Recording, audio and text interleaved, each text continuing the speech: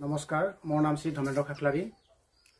সাংবাদিকসকলক ভাৰতৰ সংবিধানৰ চতুৰ্থ স্তম্ভ বুলি কোৱা হয় আৰু হয় তেওঁলোকক বাক স্বাধীনতাৰ মৌলিক অধিকাৰ দিছে। কিন্তু বৰ্তমান সময়ত বাক স্বাধীনতাৰ মৌলিক অধিকাৰ খৰ্ব হোৱাৰ দৰে অনুভৱ হৈছে। ইয়াৰ কাৰণ হৈছে গুৱাহাটী এপেক্স বেংকত দুৰ্নীতিৰ বিৰুদ্ধে এটা সংগঠনে প্ৰতিবাদ সাব্যস্ত কৰিছিল আৰু এই প্ৰতিবাদ সাব্যস্ত কৰা স্থলীত জ্যেষ্ঠ সাংবাদিক তথা গুৱাহাটী প্ৰেছ ক্লাবৰ সহকাৰী সম্পাদক দিলৱাৰ হোসেন মজুমদাৰ তেওঁ বাতৰি সংগ্ৰহ কৰিবলৈ গৈছিল আৰু বাতৰি সংগ্ৰহ কৰিবলৈ গৈ বেংক কৰ্তৃপক্ষক তেওঁ প্ৰশ্ন কৰিব বিচাৰিছিল আৰু এই প্ৰশ্ন কৰাটো তেওঁৰ অপৰাধ হ'ল।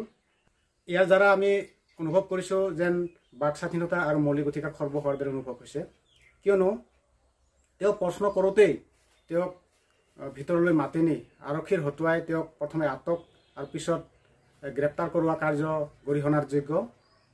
এই সন্দৰ্ভত আমি কাৰ্বি আংলং জিলা আপকোৰ হৈ সাধাৰণ সম্পাদকে তীব্ৰ ভাষাৰে গৰিহণা দিছোঁ আৰু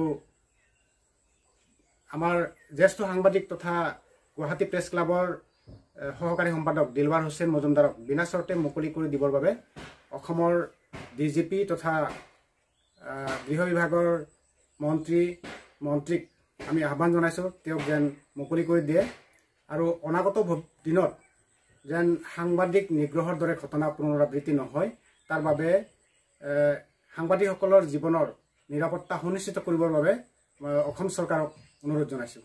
ধন্যবাদ।